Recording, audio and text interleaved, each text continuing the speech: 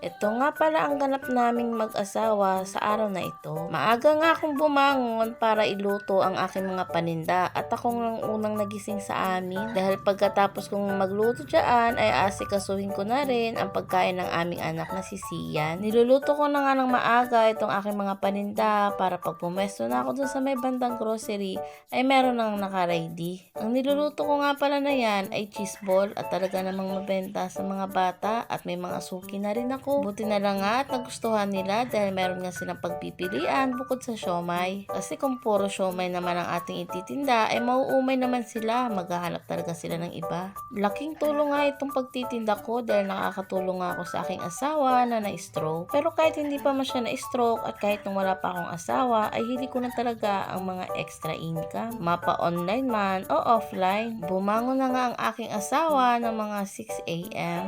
I-check na nga pala niya yung mga stock na wala para makapag-order na rin siya. Siya na nga rin para ang naghahatid kay Sian kasabay ng mga coke na i-deliver niya. Nadadaanan din naman kasi niya ang kanyang mga suki tapos katabi lang din naman ng school. Medyo makulimlim nga ang umaga na ito pero buti na lang ang buong maghapon ay hindi naman umulan. Nakapagluto na nga ako at eto nga siya ang sarap nitong almusalin pag umaga.